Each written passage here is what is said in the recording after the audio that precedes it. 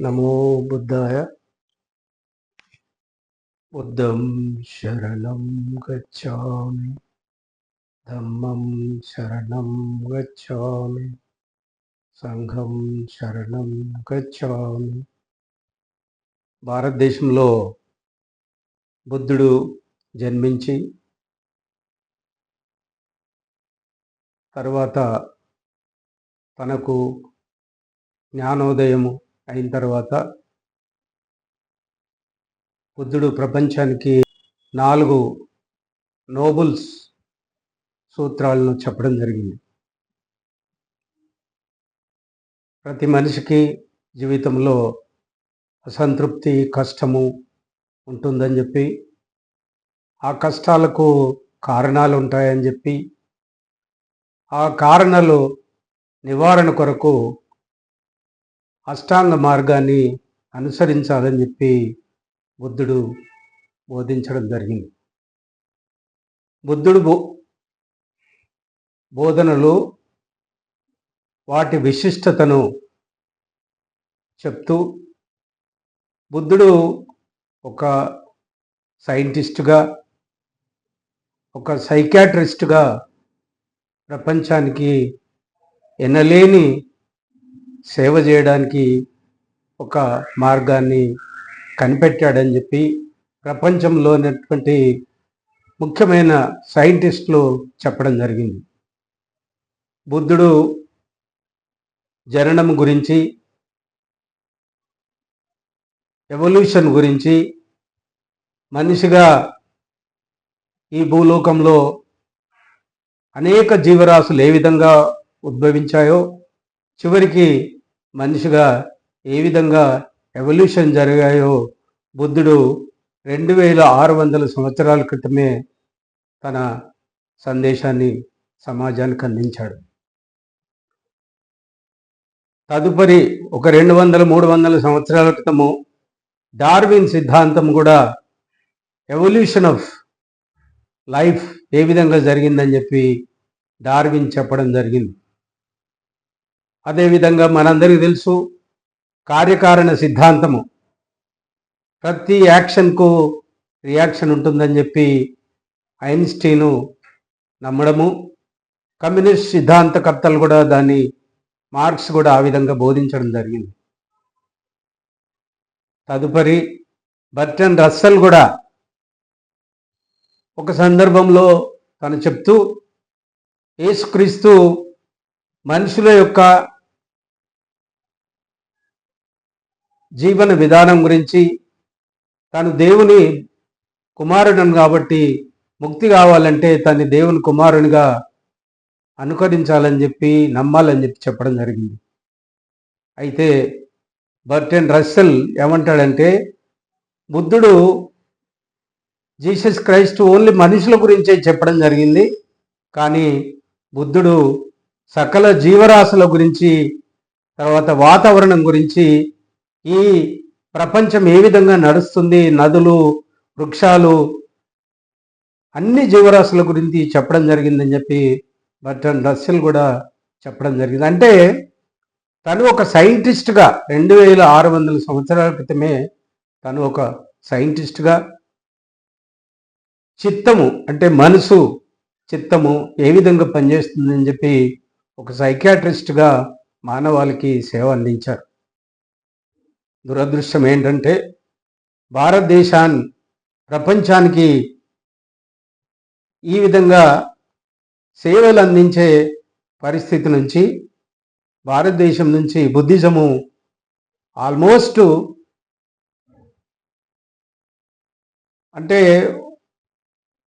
Buddhism నుంచి ఒక వంతుకు చెప్పాలంటే బయటికి పంపించబడిందని చెప్పొచ్చు. ఎందుకంటే కొంతమంది యొక్క జీవన వృత్తిని, ఎవరైతే జీవహింసను నమ్ముకొని బ్రతికారో, యజ్ఞాలు, యాగాలను నమ్ముకొని బతికారో, వాళ్ళ జీవితాలకు దెబ్బ పడ్డదని చెప్పి గ్రహించారు.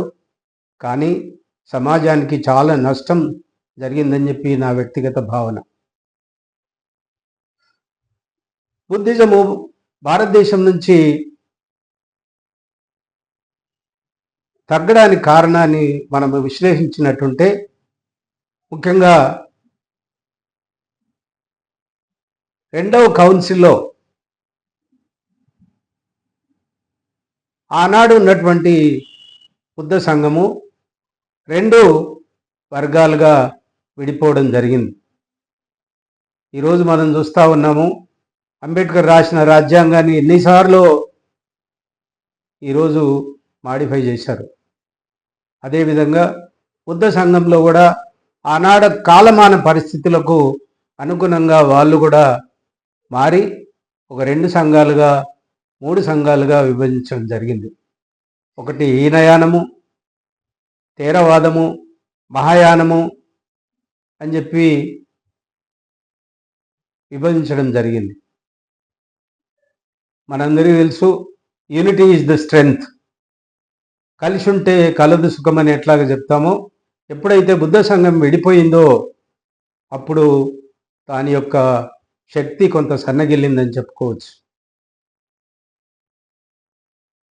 హీనయానం అంటే, థేరవాదం అంటే ఏంటంటే, బుద్ధుడు ఒక గురువుగా, ఒక మహా టీచర్గా గుర్తించి ఆయన జీవన మార్గాన్ని పాలి భాషలో ప్రచారం చేశాడు. ఆ రోజు బుద్ధుడు జన్మించిన సమయంలో మొత్తము సామాన్యులందరూ కూడా పాలి భాష మాట్లాడేవాళ్ళు. కాబట్టి ఈ థేరవాద వర్గం ఏదైతుందో వాళ్ళు బుద్ధుని ఒక మార్గదాతగాను, బుద్ధుడి యొక్క ప్రవచనాలను పాలి ప్రాకృతి భాషలో ప్రచారం చేయడము, ఈ వ్యక్తి పూజ లేకపోతే ఐడల్ వర్షిప్ చేయకపోవడము బుద్ధుడి సిద్ధాంతంలో ఆచరణ యోగ్యమైనటువంటి పంచశీలను, 4 నోబుల్ ట్రూత్స్ను ఆ విధంగా ప్రచారం చేశారు. రెండో వర్గం వారు మహాయాన అని చెప్పి ఆ వర్గం వారు బుద్ధుని సిద్ధాంతాలతో పాటు బుద్ధుని ఒక ఐడిల్ వర్షిప్గా కూడా మొదలెట్టారు. ఎప్పుడైతే ఐడియల్ వర్షిప్ వచ్చిందో దానికి భక్తి భావన, కస్టమ్స్, ట్రెడిషన్స్, రిచువల్స్ ఇవన్నీ కూడా మొదలైనాయి. దాని తర్వాత బోధిసత్వ భావన అంటే మధ్యలో ప్రపంచంలో ఉన్నటువంటి మనుషులకు, జీవరాశులకు సేవ చేసి బుద్ధుడి కంటే ముందు బోధిసత్వునిగా ఒక కరుణామయంగా మారొచ్చు అని చెప్పి వాళ్ళ సిద్ధాంతం. అదేవిధంగా భారతదేశంలో జరిగిన పరిణామాలు, అశోకుడు కళింగ యుద్ధం తర్వాత బుద్ధిజాన్ని తన దేశ సిద్ధాంతంగా తీసుకొని తన కూతురును మైనమార్ తర్వాత థాయిలాండ్కు పంపించడము, తన కొడుకును శ్రీలంక పంపించడము, బౌద్ధ వ్యాప్తికి అనేక చర్యలు తీసుకోవడం జరిగింది. ముఖ్యంగా తను తీసుకున్నటువంటి అహింస సిద్ధాంతాన్ని తన దేశంలో విపరీతమైన ప్రచారం కల్పించి శిలాశాసనాలు చెక్కించడం వల్ల ఏ వర్గం అయితే అహింసను ప్రోత్సహించి, ముఖ్యంగా బ్రాహ్మణ వర్గంలోని ఒక వర్గము, ముఖ్యంగా పుష్యమిత్ర శుంగుడు ఒక సేనాధిపతిగా ఉండి చిట్ట చివరి మౌర్య రాజును హతమార్చిన తర్వాత తను అశ్వమేధ యాగం కూడా చేశాడు. వాళ్ళ వృత్తి మొత్తానికి హింస, బలి. ఈ తరుణంలో వాళ్ళు చేసే క్రతులు లేకపోతే వైదిక మతాలు అంటే దాన్ని ఏమంటారంటే వైదిక సూత్రాలు ఏవైతే పఠిస్తారో వాళ్ళ యొక్క జీవనంలో చాలా ఇబ్బందికరమైన పరిస్థితులు ఏర్పడ్డాయి అశోకుడి రాజ్యంలో. అందుకే చివరి మౌర్య చక్రవర్తిని పుష్యమిత్ర శుంగుడు చంపాడని చెప్తారు.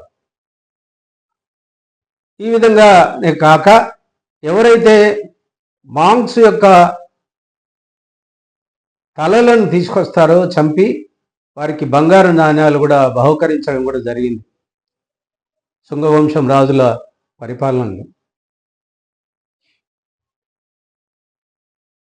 మూడవ పరిణామం ఏంటంటే పర్టికులర్లీ కనిష్కుని పీరియడ్లో, తర్వాత గుప్తరాజుల పీరియడ్లో పాలీ భాషను వదిలి సంస్కృత భాషను